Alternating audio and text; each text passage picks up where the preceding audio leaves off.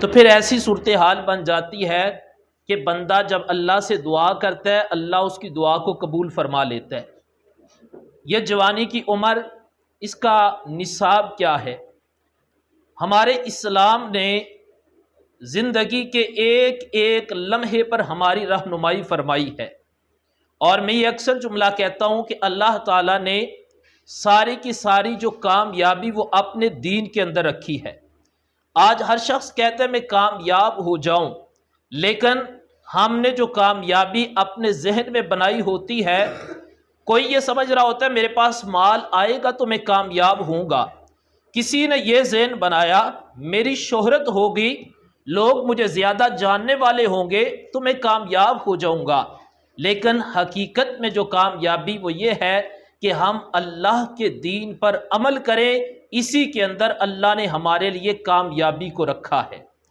اب اسلام نے جس طرح زندگی گزارنے کے اصول فراہم کیے، اسی طرح جوانی کو گزارنے کا بھی اسلام نے ہمیں طریقہ عطا فرمایا۔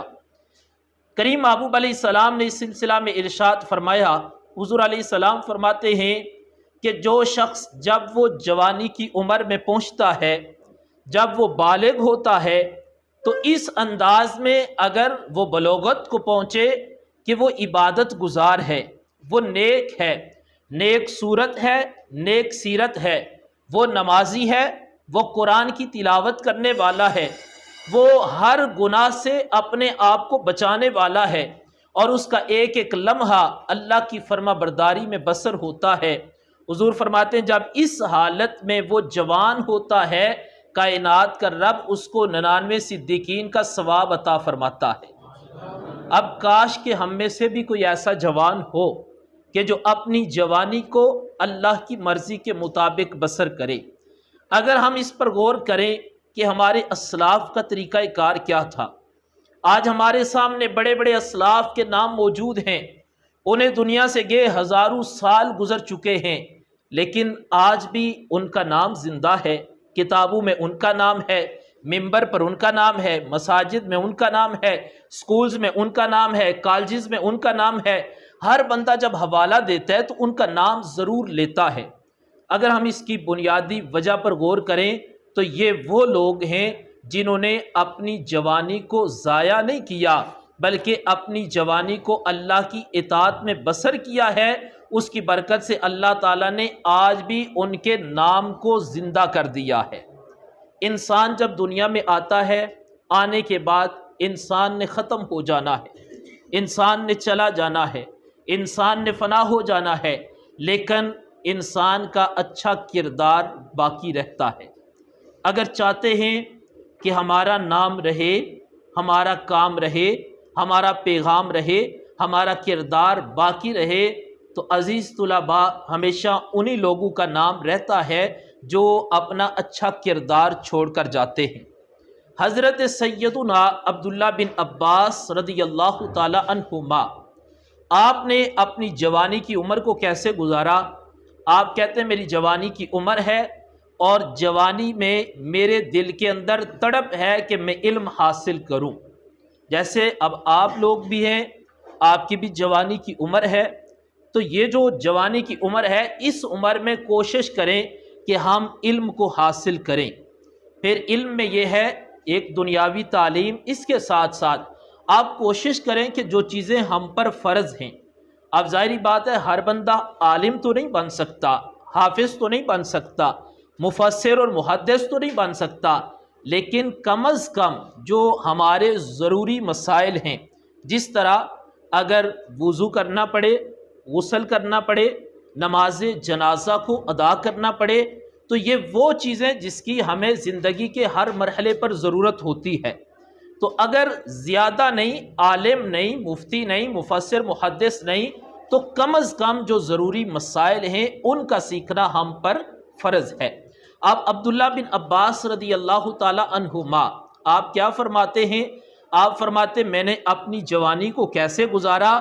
میں نے اپنی جوانی کو علم حاصل کر کے گزارا۔ آج ہمارے پاس تو ہر طرح کی سہولت موجود ہے علم حاصل کرنے کے لیے، آسانیاں ہیں، مساجد ہیں، مدارس ہیں، سکولز ہیں، کالجز ہیں، ہمارے گھروں کے اندر طرح طرح کے معمولات و وسائل موجود ہیں، لیکن عبداللہ بن عباس کیا کہتے ہیں؟ کہتے ہیں مجھے جب علم ہوتا فلاں جگہ پر بڑے دور اب کوئی شخص ہیں ان کے پاس حضور علیہ السلام کی ایک حدیث مبارکہ ہے، کہتے ہیں مجھے پتہ چلتا ان کے پاس علم ہے، حدیث پاک ہے، کہتے ہیں میں پیدل سفر کرتا، ان کے گھر تک پہنچتا، پہنچ کر کیا کرتا؟ آگے دیکھو، اس ایک ہی بات میں دو چیزیں، ایک ہے علم کی تڑپ اور دوسرا ہے اساتذہ کا احترام۔ عبداللہ بن عباس کہتے ہیں میں اپنے استاد کے گھر کے باہر پہنچتا اور جا کر دروازے پر دستک نہیں دیتا، میں باہر کھڑا ہو جاتا کہ میں انتظار کروں کب وقت ہوگا میرے استاد باہر آئیں گے تو میں ان سے حدیث کا علم حاصل کروں گا۔ اب کہتے ہیں میں باہر کھڑا ہو جاتا لیکن کھڑے ہو کر تھک جاتا، کیونکہ استادوں کو میں تنگ تو کرتا نہیں تھا، مجبور بھی نہیں کرتا تھا کہ آپ باہر آئیں، کہتے میں باہر دروازے کے باہر کھڑا ہو کر تھک جاتا۔ اس کے بعد پھر کیا کرتا؟ کہتے میں نے اپنے پاس ایک کپڑا رکھا تھا، اس کو زمین پر بچھاتا اور اس کپڑے پر بیٹھ جاتا، دروازے کے باہر بیٹھ کر انتظار کرتا رہتا۔ جب میرے استاد باہر آتے اور وہ مجھ سے سوال کرتے عبداللہ بن عباس آپ کدھر آئے ہو؟ آپ کی تو خود اتنی شان ہے، اتنا مقام ہے، رسول اللہ صلی اللہ علیہ وآلہ وسلم کے خاندان کے افراد میں سے آپ ایک فرد ہیں، تو آپ باہر کیوں بیٹھے ہیں؟ کہتے مجھے پتہ چلا آپ کے پاس حدیث مبارکہ ہے، میں حدیث مبارکہ کا علم حاصل کرنے آپ کے پاس آیا ہوں۔ اب دیکھیں یہ جذبہ تھا تعلیم حاصل کرنے کا، یہ جذبہ تھا علم حاصل کرنے کا، اور یہ تھا استاد کا احترام جو عبداللہ بن عباس نے کر کے اپنی جوانی کی عمر میں ہمیں دکھایا اور ہمیں بتایا کہ اگر آپ نے جوانی گزارنی ہے تو جوانی گزارنے کا ایک یہ بھی انداز ہے کہ آپ اس طرح جوانی گزارو۔ اس کے بعد اگر ہم ائمہ اہل بیت اطہار کو دیکھیں، اس کے بعد اپنے اسلاف کو دیکھیں، امام شافعی رحمۃ اللہ علیہ کا زمانہ دیکھیں، میں آج ہی امام شافعی کے بارے میں پڑھ رہا تھا جو میں آپ کو سنانا چاہتا ہوں۔ امام شافعی کہتے ہیں کہ میں نے بھی اپنا بچپن اپنی جوانی کو علم حاصل کرنے میں مصروف رکھا۔ کیسے علم حاصل کیا؟ آج ہمارے پاس کتابیں بھی ہیں، ہمارے پاس قلم بھی ہیں، ہمارے پاس موبائل بھی ہیں، ہمارے پاس اساتذہ بھی ہیں، ہر شہر کے اندر علم حاصل کرنے کے ذرائع موجود ہیں۔ امام شافعی کہتے ہیں جو میرا زمانہ تھا اس میں جو سبق مجھے ملتا تھا وہ لکھنے کے لیے کاغذ بھی مجھے نہیں ملتا تھا، ہڈیوں کو تلاش کر کے ان پہ میں لکھتا تھا۔ لیکن اگلی جو بات امام شافعی نے اپنی جوانی کی بیان کی، آپ کہتے ہیں کہ میرے دل کے اندر علم کو حاصل کرنے کا کتنا جذبہ تھا، کہتے ہیں میں اس طرح علم کی پیاس میں تڑپتا تھا، ایک ماں ہو اور اس کا اکلوتا بیٹا ہو، یعنی ماں کا ایک ہی بیٹا ہو، کہتے ہیں اگر وہ بیٹا گم ہو جائے تو اب ماں کے دل پر کیا گزرتی ہے؟ اس ماں کو کوئی کہے پانی پیو، کیا وہ پانی پیے گی؟ نہیں پی۔ اسی طرح اگر کوئی اس کو کہے یہ کھانا موجود ہے آپ کھاؤ، وہ کھائے گی؟ کیا اس ماں کو سکون کی نیند آئے گی؟ ہرگز نہیں۔ امام شافعی نے یہ بڑی خوبصورت مثال دی۔ آپ کہتے ہیں جس طرح ماں کا اکلوتا بیٹا گم ہو جائے اور ماں نہ کوئی چیز کھائے گی، نہ پیے گی، نہ اس کو سکون کی نیند آئے گی، وہ اس پہ تڑپتی رہے گی، بس اس کو تلاش کرتی رہے گی، تو امام شافعی رحمۃ اللہ علیہ فرماتے ہیں اسی طرح میرے دل کے اندر علم حاصل کرنے کا جذبہ تھا، اور میں نے اس طرح جس طرح ماں تڑپتی ہے اپنے بیٹے اکلوتے کے گم ہونے پر، اسی طرح میں نے محنت کی، کوشش کی اور علم کو حاصل کیا۔ آج آپ کیا سمجھتے ہیں کہ امام شافعی کا جو اتنا نام ہم کتابوں میں پڑھتے ہیں، ان کے تذکرے کرتے ہیں، تو کیا وہ آسانی کے ساتھ ہم تک پیغام پہنچا؟ اس کے پیچھے محنت تھی۔ آپ کسی بھی شخصیت کو لے لیں، کوئی بھی شخصیت ہو جن کا اس زمانے کے اندر نام روشن ہے، کتابوں میں نام موجود ہے، اس کے پیچھے سبب یہ ہے کہ ان لوگوں نے محنت کی ہے، اور انہوں نے اپنی جو جوانی کی عمر ہے اس عمر کو ضائع نہیں کیا۔ اس پر یہ بات بھی میں بڑی ضروری سمجھوں گا کہ یہ سارے جوان بیٹھے ہیں اور اس جوانی کو بچانے میں اور جوانی کو برباد کرنے میں اس ہمارے معاشرے میں دور حاضر میں ایک چیز کا بڑا کردار ہے۔ وہ کون سی چیز ہے؟ موبائل۔ اس موبائل کا زمانے میں، معاشرے میں، دور حاضر میں بڑا کردار ہے۔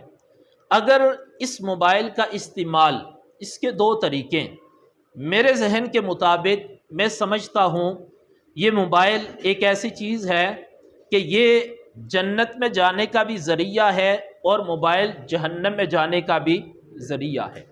دونوں راستے ہمارے پاس موجود ہیں کہ ہم اس موبائل کے استعمال سے جنت میں جائیں یا موبائل کے استعمال سے جہنم میں جائیں۔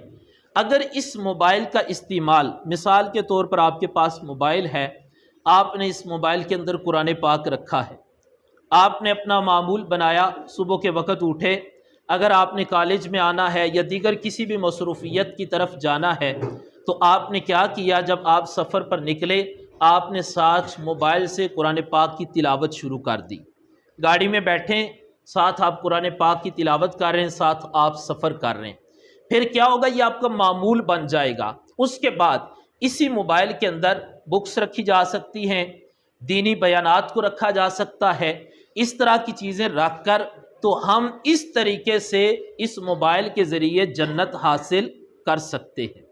اور دوسرا طریقہ کیا ہے کہ اس موبائل کا ناجائز استعمال کیا جائے، اس کو غلط استعمال کیا جائے تو اس کا کیا ہوگا؟ اس کی وجہ سے بندہ اپنا راستہ جہنم کی طرف بناتا جائے گا، بالآخر یہ موبائل اس کو جہنم کی طرف لے جائے گا۔ اگر ہم غور کریں کہ اکثر ایسا ہوتا ہے، کیونکہ انسان اپنے آپ کو اکثر دھوکہ دیتا ہے اور ہماری یہ سوچ ہوتی ہے کہ ہمیں کوئی بندہ دیکھ نہیں رہا، جب موبائل استعمال کیا جا رہا ہو، اکیلا جوان بیٹھا ہو اور بیٹھ کر وہ موبائل کا استعمال کر رہا ہو تو ہمیں کیا ہوتا ہے؟ ہماری سوچ کیا ہوتی ہے کہ بس میں موبائل استعمال کر رہا ہوں، مجھے کوئی نہیں دیکھ رہا۔ کیا یہ ہماری سوچ درست ہے؟ یہ سوچ ہرگز ہماری درست نہیں۔ کیوں؟ یہ ہم سمجھتے ہیں کوئی نہیں دیکھ رہا، کوئی دوست نہیں دیکھ رہا، اساتذہ نہیں دیکھ رہے، ہمارے بھائی نہیں دیکھ رہے، ہمارے گھر کے افراد نہیں دیکھ رہے، ہمارے جو سرپرست ہیں وہ ہمیں نہیں دیکھ رہے، لیکن اللہ تعالی ہمیں اس وقت بھی دیکھ رہا ہوتا ہے جو ہم موبائل کا استعمال کر رہے ہوتے ہیں، فرشتے وہ چیزیں نوٹ کر رہے ہوتے ہیں، تو اللہ ہمیں دیکھ رہا ہوتا ہے۔ تو کیا سمجھتے ہیں کہ جب اللہ ہمیں دیکھ رہا ہو، قیامت کے دن ہمیں اس کا حساب دینا پڑے گا؟ ہر صورت میں قیامت کے دن ہمیں اس کا حساب دینا پڑے گا۔ تو اس لیے کوشش کریں، ایک تو موبائل کا استعمال کم کریں، ہم نہ جو بھی اپنی عادت بنانا چاہیں نا ہم بنا سکتے ہیں۔ ایک ہمارا ذہن بن جاتا ہے کہ موبائل کے بغیر ہمارا گزارا نہیں ہے۔ اگر یہی موبائل ہمارے پاس نہ ہوتا تو ہمارا گزارا ہو سکتا تھا۔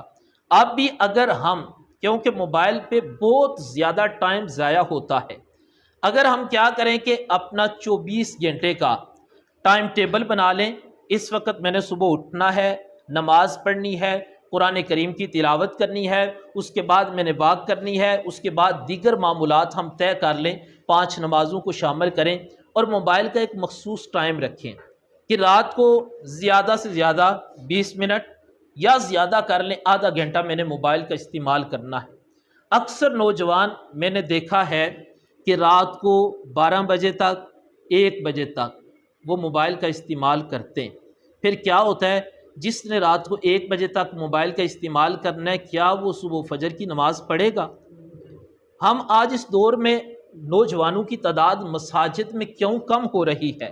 اس کی بیٹا ایک بنیادی وجہ یہ ہے کہ موبائل رات کو 12، 1، 2 بجے تک ہم موبائل کا استعمال کرتے ہیں اور پھر یہی موبائل صبح ہمیں اٹھنے نہیں دیتا۔ تو اگر ہم ایک وقت مقرر کریں کہ 10 بجے ہم نے موبائل کو آف کر دینا ہے، اس کے بعد جو بھی ہو ہم نے آرام کرنا ہے، ایک فائدہ اس کا یہ ہوگا کہ ہماری صحت اچھی رہے گی۔ موبائل کا زائد استعمال یہ صحت پر بھی اثر پڑتا ہے۔ رات کو بندہ لیٹ سوئے تو اس سے بندے کی نیند پوری نہیں ہوتی، اس کا بھی صحت پر اثر پڑتا ہے۔ پھر صبح بھی اگر بندہ اٹھ کر موبائل کو استعمال کرے تو اس کا بھی صحت پر اثر پڑتا ہے۔ گویا اس کے نقصانات زیادہ ہیں اور فوائد کم ہیں، تو کوشش کریں کہ موبائل کا استعمال ہم کم کریں اور جو استعمال کریں وہ جائز کریں۔ مثال کے طور پر کسی دوست نے ایک ویڈیو بنائی، اس میں میوزک تھا، بے حیائی تھی، فحاشی تھی، اب اس نے اپلوڈ کر دی ہے، اس کا یہ پیغام لاکھوں لوگوں تک پہنچتا ہے۔ اب مجھے بتائیں کہ جس بندے تک پیغام پہنچے گا وہ بندہ یہ پیغام دیکھے گا، آگے شیئر کرے گا، وہ سارے کا سارا گناہ کس کو ملے گا؟ جی کس کو ملے گا؟ جس بندے نے اس ویڈیو کو بنایا ہے، اس کو اپلوڈ کیا ہے۔ تو اگر اس کے مقابلے میں ہم یہ سوچ بنا لیں کہ ہم نے گناہ کو ختم کرنا ہے اور نیکی کو عام کرنا ہے، تو اس کے مقابلے میں ایک ایسا 30 سیکنڈ کا ہی کلپ ہو جائے جس میں ایک اچھا سا پیغام ہو جائے، کوئی حدیث پاک ہو جائے، وہ اقوال میں سے کسی کا قول ہو جائے، تو اب اگر وہ آپ بنا کر شیئر کرتے ہیں اور لاکھوں لوگوں تک پہنچتا ہے تو وہ سارے کا سارا ثواب آپ کو ملے گا۔ تو اس لیے کوشش کریں کہ اس دور کے اندر ہم ایسا کردار ادا کریں کہ ہمارے کردار سے امت مسلمہ کا فائدہ ہو، ہم اس معاشرے میں محبت کا پیغام دیں۔ جہاں پہ آج کل نفرتیں ہی نفرتیں پھیلائی جا رہی ہیں، تو نفرتوں کے خاتمے کے لیے ہم اہم کردار ادا کریں، معاشرے میں ہم محبت کا پیغام دیں۔ آخری حدیث پاک عرض کر کے میں اپنی گفتگو کو سمیٹ رہا ہوں۔ آئیے آج اس بات کا عہد کریں، جو عمر گزر گئی وہ واپس نہیں آ سکتی، جو وقت گزر گیا وہ ہمارا واپس نہیں آ سکتا، جو ہم نے گناہ کر لیے اب اس کا ایک ہی حل ہے کہ ہم اللہ تعالیٰ سے سچے دل کے ساتھ اپنے گناہوں کی معافی طلب کریں، اور یہ عہد کریں کہ آج کے بعد ہم اپنی جوانی کو اپنی مرضی سے نہیں بلکہ اللہ تعالیٰ کے دین کی مرضی کے مطابق بسر کریں گے۔ حضور علیہ السلام نے فرمایا کہ قیامت کے دن 7 قسم کے افراد ایسے ہوں گے جنہیں اللہ تعالیٰ اپنے سائے رحمت میں جگہ عطا فرمائے گا۔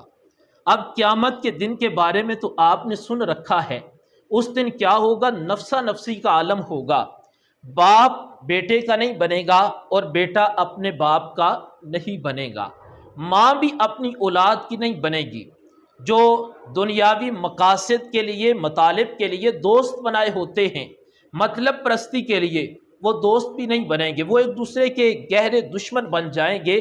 جیسے قرآن مجید میں ہے الاخلاء یومئذ بعضهم لبعض عدو، جو بڑے گہرے دوست ہیں قیامت کے دن وہ ایک دوسرے کے دشمن بن جائیں گے۔ تو اب اس قیامت کے دن جب ایک دوسرے کے دوست دشمن بن جائیں گے تو پھر کیا ہوگا؟